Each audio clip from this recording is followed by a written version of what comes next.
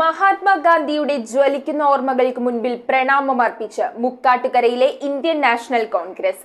ഗാന്ധി ജ്വാല തെളിയിച്ചാണ് മുക്കാട്ടുകരയിലെ Indian national Congress പ്രവർത്തകർ മഹാത്മാഗാന്ധിയുടെ രക്തസാക്ഷിത്വ ദിനം ആചരിച്ചത്.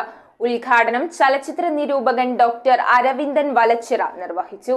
മഹാത്മാഗാന്ധിയുടെ രക്തസാക്ഷിത്വ ദിനത്തോടനുബന്ധിച്ചാണ് മുക്കാട്ടുകരയിൽ മഹാത്മാഗാന്ധി ജ്വാല തെളിയിച്ചത്. ഇന്ത്യൻ നാഷണൽ കോൺഗ്രസിന്റെ ആഭിമുഖ്യത്തിൽ നടത്തിയ ദിനാചരണത്തിൽ ജെൻസൺ ജോസ് കാക്കശ്ശേരി അധ്യക്ഷത വഹിച്ചു. ഇന്ത്യയുടെ വീരപുരുഷൻ പകർന്നു നൽകിയ ഭാരത സംസ്കാരം കാത്തു സൂക്ഷിക്കുവാനും ഗാന്ധിയൻ മൂല്യങ്ങൾ കെട്ടിപ്പടുക്കുവാനും നാം ഓരോരുത്തരും പ്രതിജ്ഞാബദ്ധരാകേണ്ടതാണെന്ന് അദ്ദേഹം ഓർമ്മിപ്പിച്ചു. ഗാന്ധി ക്കെതിരെ നമ്മൾ പടപൊരുതണമെന്നും ഗാന്ധിയോടെന്നും നമ്മൾ നന്ദിയുള്ളവരാകണമെന്നും ഉദ്ഘാടന പ്രസംഗത്തിൽ ചലച്ചിത്ര നിരൂപകൻ ഡോക്ടർ അരവിന്ദൻ വലച്ചിറ പറഞ്ഞു. ഇവിടെ ഗാന്ധിയുടെ പരാമർശം വരുന്നുണ്ട്, അവിടെ വെട്ടിമാറ്റി മറ്റുള്ള ചില പേരുകൾ കൊണ്ടുവരാനാണ്.